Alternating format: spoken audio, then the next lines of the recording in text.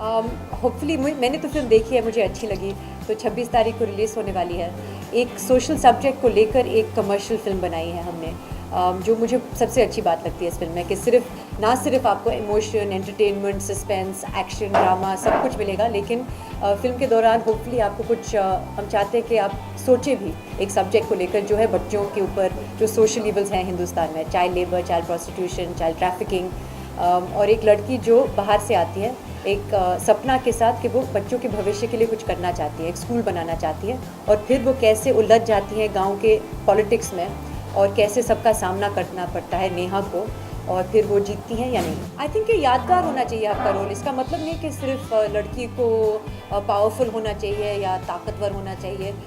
अगर कोई सीन्स हैं जहाँ पे आप परफॉर्मेंस करने का मौका मिलता है ताकि लोग आपको याद रखें फिल्म के बाद, तो फिर मुझे अच्छा लगेगा।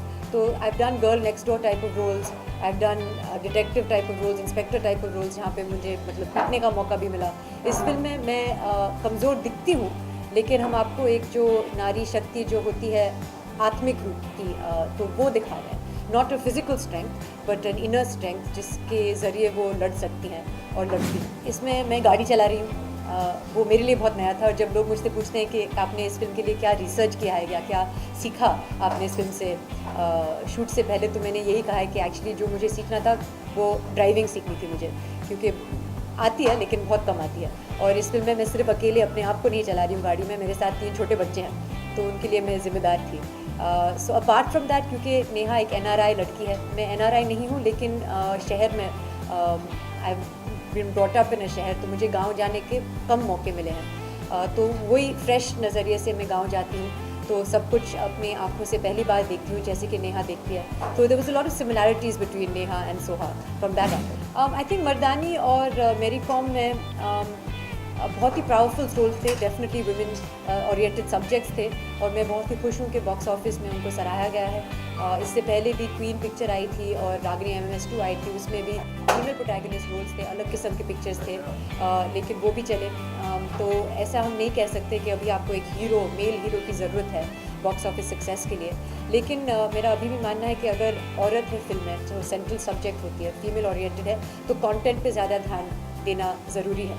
जैसे कि इस फिल्म में कंटेंट ड्रिवन है, परफॉर्मेंस ड्रिवन है। इस फिल्म में जैसे कि मर्दानी और मेरी कॉम में वो शायद लड़ते हैं, फिज़िकली लड़ते हैं। इस फिल्म में मैं फिज़िकली नहीं लड़ती हूँ, लेकिन एक जो मेंटल स्ट्रेंथ है औरत की, वो हम आपको दिखा रहे हैं। So she definitely fights against the system. ये बिल्कुल सच है, मेरे पास एविडेंस भी है, प्रूफ है। मैंने अपने फ़ोन से मैंने तस्वीरें ली अपने हाथ और पाँव की, क्या जहाँ पे सब ब्रूजिंग वूजिंग हुई थी, लेकिन टाइम पे नहीं। जब मैं शूट के बाद, घर जाने के बाद, नहा धोने के बाद, जब मैं रिलैक्स हो गई, तब मुझे पता चला।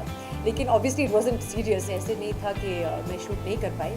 जब हम एक स्ट्रगल सीन कर रहे थे, एक मोलेस्टेशन सीन है इस फिल्म का, बहुत ही इंपॉर्टेंट सीन था, तो 5-6 गुंडों के साथ मैं टकराती हूँ और उनके साथ झगड़ा होता है, जहाँ पे वो मुझे कैप्चर करते हैं। जब आप स्ट्रगल करेंगे 5-6 लोगों के साथ, जितना आप स्ट्रगल करेंगे उतना ये चोट आपको मिलेगा।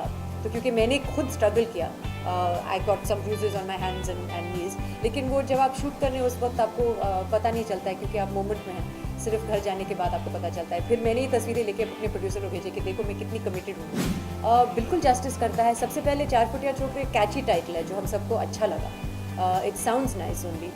और फिर इस 3-4 फुटिया छोकरे हैं जिनके साथ मुझे काम करने का मौका मिला, और एक्चुअली इस फिल्म के शूट के दौरान ही बड़े होते गए हैं, और अभी पता नहीं, I think they probably my height.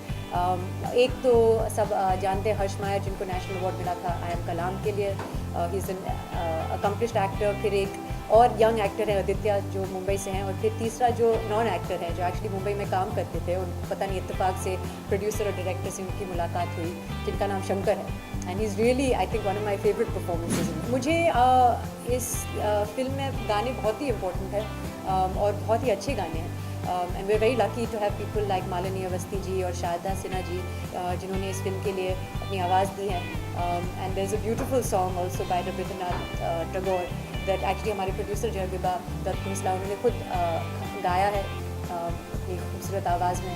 So beautiful song, obviously not like Yo Yo Honey Singh type गाने इस फिल्म में मैच नहीं होते, but beautiful folk songs, one song about child marriage, one song about child trafficking. तो मुझे गाने बहुत ही पसंद। मैं यही कहना चाहूँगी कि मैं विनती करना चाहूँगी ऑडियंस से, एक्चुअली आप प्रोमो देखने के बाद खुद ही डिसाइड करेंगे कि आपको ये फिल्म देखनी है या नहीं। तो मेरे कहने से मुझे नहीं लगता कि ज़्यादा कुछ होगा, लेकिन हम चाहते हैं कि ऑडियंस इस फिल्म को देखने जाए, क्योंकि अच्छी फिल्म बनी है और सब्जेक्ट अच्छा है, अलग किस्म का है, परफॉर्मेंसेज बहुत अच्छे हैं, गाने अच्छे हैं। तो मुझे लगता है कि अगर आप सिनेमा तक पहुँच जाएँ, आपको ये फिल्म अच्छी लगेगी और हमें आपकी सपोर्ट की ज़रूरत भी है।